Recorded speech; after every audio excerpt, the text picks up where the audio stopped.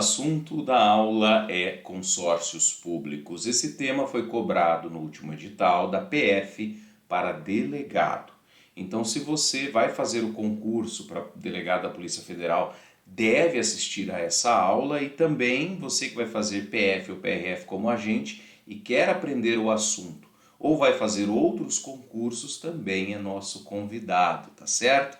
Nós temos aqui a explicação dos consórcios de uma forma bem leve. Vamos resolver uma pergunta que caiu para a Polícia Civil do Maranhão pelo CESP-Sebrasp, formulado por essa banca, porque não encontrei questões para delegado de Polícia Federal sobre o assunto. Mas não significa que porque não caiu, que não venha cair, não venha ser objeto de indagação no próximo concurso, não é verdade?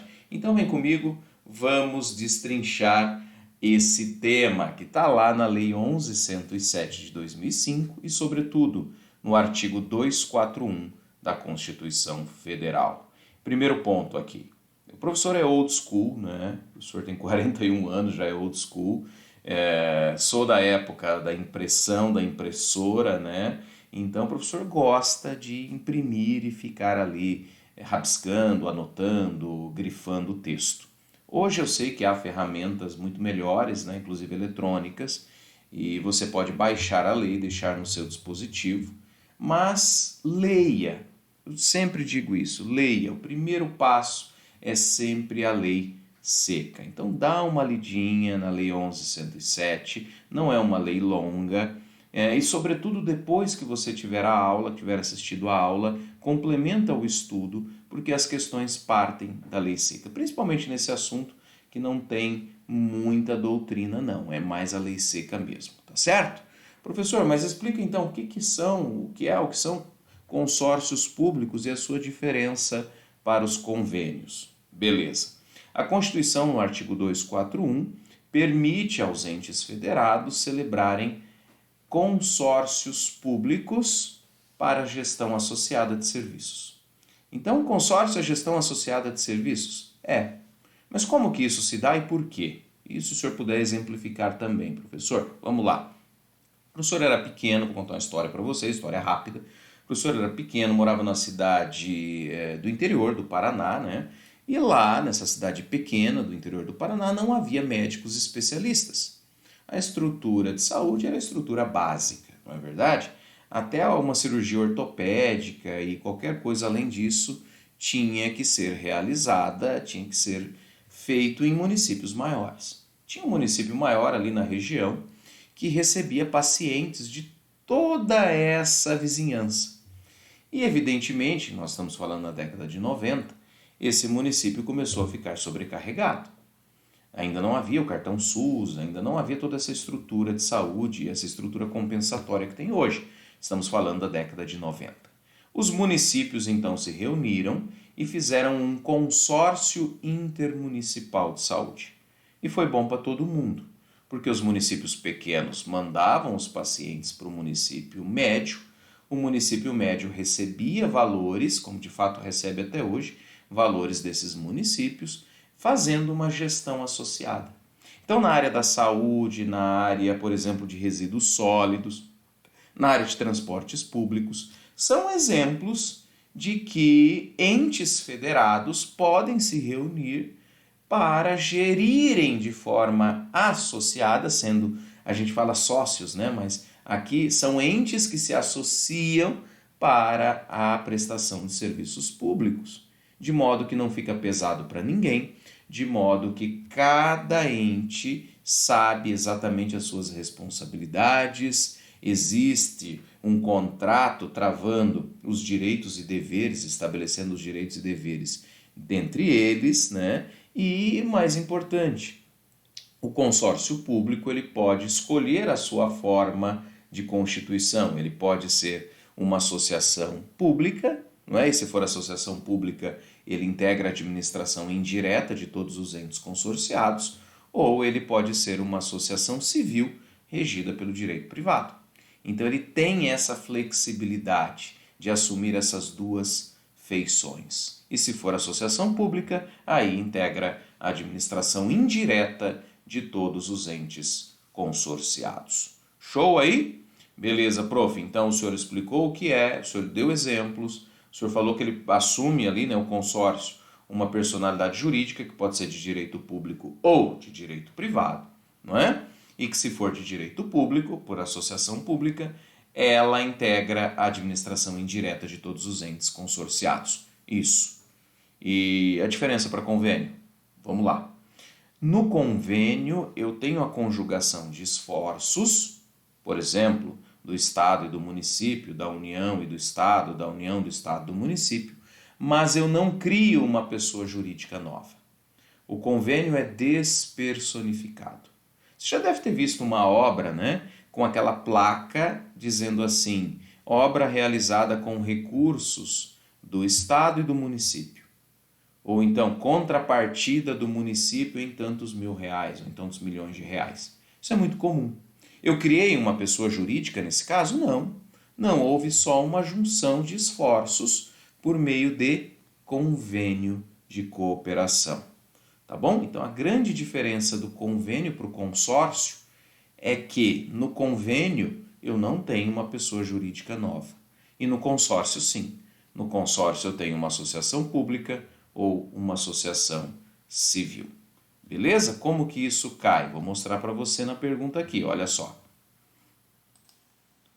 Plataforma do que na tela, CESP-Sebrasp 2018, Polícia Civil do Maranhão, que é a mais próxima que eu encontrei, tá? Da banca e do tema relacionada à área policial, beleza? Então nós temos aqui no item 3, por meio da contratação de consórcios públicos, poderão ser constituídas associações públicas para realizarem objetivos de interesse comum, adquirindo tais entidades personalidade jurídica de direito público. Sim, porque aqui a escolha foi por associação pública. E aí, nesse caso, passa a integrar a administração indireta de todos os entes consorciados. Está vendo aqui? Então, pela contratação de consórcio, pode ser constituída associação pública? Pode. Para a realização de objetivos de interesse comum? Sim. E a associação pública tem personalidade jurídica de direito público? Correto. E ela integra a administração indireta de todos os entes consorciados? Sim. Então a 3 está certinha, né? A 3 está certa, e aí eu elimino as que não abordam a alternativa. Como, por exemplo, aqui, já que eu sei que a 3 está certa, eu elimino a A, eu elimino a B. Beleza? Aí eu fico entre 3 aqui. Entre 3. Vamos lá. Número 1.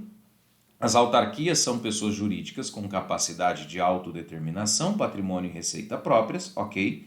Criadas por lei, certo? Para o desempenho de atividades típicas do Estado, beleza?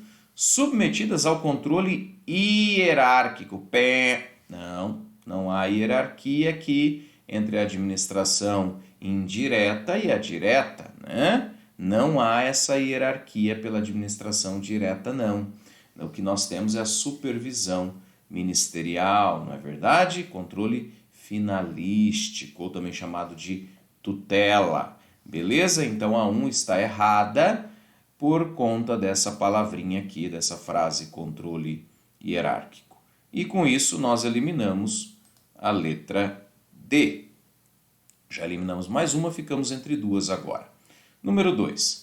As sociedades de economia mista e as empresas públicas são entidades de direito privado, integrantes da administração indireta, criadas por autorização legal, para o desempenho de atividades gerais de caráter econômico ou, em certas situações, prestação de serviços públicos. Isso aqui nós vimos na aula com você. Nós vimos exatamente esse item na aula com você, a 2 está certa. Mas não me ajuda porque eu ainda tenho, né, mais um item para avaliar, que é o item 4. Eu preciso saber se o item 4 está certo ou não, porque na letra C eu tenho 2 e 3, e na letra E eu também tenho 2 e 3 e 4. Então vamos lá. Item 4. Por serem entes despersonalizados, os órgãos públicos não detêm capacidade processual para a defesa de suas prerrogativas e competências? Tem sim. Aqui, interessante questão. Eles são despersonalizados? São. Mas os órgãos independentes e autônomos, na defesa de suas prerrogativas, podem ir a juízo. Podem ir a juízo, isso ficou claro na nossa aula anterior. E aí, quando fala que não tem, está errado. Portanto, eu elimino a letra E a correta é a C, 2 e 3 estão corretos. 2 e 3 estão corretos, sendo que na número 3 eu falo de consórcios públicos. Beleza? Ficou claro aqui, né? Eu deixo a questão na tela rapidamente, caso você queira pausar, caso você queira olhar com mais vagar, com mais calma. Tá aí a pergunta. Beleza? Vamos ver as estatísticas então. O que eu tenho aqui? Pessoal, 43% erraram. Não é uma pergunta das mais difíceis, né? Não me parece das mais difíceis. Mas voltamos para a nossa aula, porque eu quero falar de entidade transfederativa. O que é isso? Você já ouviu falar? É um tema que pode cair porque é uma palavrinha nova, né? Quando a União quer celebrar consórcio com os municípios, os estados devem participar. Basicamente é isso. Quando a União quer participar de consórcio, os estados têm que participar se houver municípios ali envolvidos. Por que isso? Porque a União somente pode participar de consórcios quando os estados em cujos territórios estiverem localizados os municípios, né, também o integrem. Beleza? Onde está isso, professor? Eu vou mostrar na lei aqui para você. Lei 11.107 de 2005, artigo 1º, parágrafo 2º. Artigo 1º, parágrafo 2º. A União somente participará de consórcios públicos em que também façam parte todos os estados em cujos territórios estejam situados os municípios consorciados. Então, dá um exemplo, professor. Vamos pegar aqui o interior de São Paulo com o interior do Paraná, com o interior do Mato Grosso do Sul. Vamos escolher municípios desses 3 estados. Então eu vou pegar aqui Paranavaí, no Paraná, eu vou pegar ali Pirapozinho e aqui, Presidente Venceslau, em São Paulo, e Três Lagoas, no Mato Grosso do Sul. A União pode fazer consórcio com esses municípios? Pode. Com esses municípios desses 3 estados? Sim. E os 3 estados devem participar? Exato. Esse é o conceito de entidade transfederativa, porque daí você pega no consórcio os 3 níveis. O nível da União, né, o nível federal, o nível estadual, com todos os estados, e os municípios. Por isso chama-se entidade transfederativa, porque os estados também participam desse consórcio travado entre a União e os municípios e os estados, claro, né? Então, como pega os 3 níveis, é chamado de transfederativa, tá? Olha o bizu aqui, 3 níveis transfederativa. Olha a sonoridade, 3 níveis transfederativa. Beleza? Seguimos então, pessoal, com mais essas observações. Tá? A disposição do artigo 6º é a possibilidade do consórcio público escolher, quando adquire personalidade jurídica, se ele vai ser de direito público ou de direito privado. Tá? Isso nós já falamos, né? Sendo de direito público, constitui associação pública. E sendo de direito privado, atende os requisitos da legislação civil. Tá bem? O CESP, em 2021, lembrou que o consórcio público com personalidade jurídica de direito público integra a administração indireta, tá? Integra a administração indireta. Então, eu tenho uma nova entidade aqui, né? Nova entre aspas, desde 2005, que são as associações públicas nos consórcios. E isso nós falamos na aula do assunto. Beleza? O parágrafo 2º também é importante, quando ele fala que o consórcio com personalidade de direito público ou privado observa as normas do direito público quanto à licitação, contratos, prestação de contas e pessoal. E o regime de pessoal é seletista, então são empregados públicos. Quem trabalha para consórcio é empregado público, tá bom? Cuidado aqui, houve essa flexibilização recente, não é? Eu digo recente aí nos últimos anos, então esse tema pode ser cobrado porque foi uma modificação legislativa. Qual tema, professor? Perdi. A do parágrafo 2º, quando fala que o pessoal do consórcio público, o regime de pessoal, é regido pela CLT, ou seja, são empregados públicos. E como que eu faço o consórcio, professor? Me explica um pouco a dinâmica do consórcio. Vamos lá. Eu tenho de início, o protocolo de intenções. Vamos fazer um consórcio? Os municípios se reúnem, a gente precisa resolver o problema da saúde e tal, vamos. Então vamos assinar aqui um protocolo de intenções, onde nós colocamos aqui o desejo, o plano, o projeto do consórcio. E é claro, pessoal, esse protocolo de intenções vai ter que ser confirmado pelo Poder Legislativo de cada um dos entes, ou seja, ratificado por lei ou por leis de cada um dos entes consorciados. Pode ainda ser assinado com prévia autorização legal. Então, o protocolo de intenções, ou ele é ratificado, e ratificado significa confirmado, ou ele já é assinado com autorização prévia. Beleza? Autorização prévia legal. Tá bom? E uma questão que pode cair na tua prova, se demorar para ratificar, se o município, o estado, demorar para ratificar, ele pode ser penalizado, ele, município, ele, estado, ele pode sofrer uma pena, uma consequência? Não. Não, porque a ratificação do protocolo é decisão política. Decisão política, tá bom? Inclusive, pessoal, se o protocolo previr, é possível que alguns entes assinam ali na hora e outros depois. Não tem problema, desde que previsto. É como um clube, alguns podem entrar na hora e outros depois. E aí, quem que é o representante legal? É um chefe do executivo de um dos entes consorciados, tá bom? Isso é obrigatório.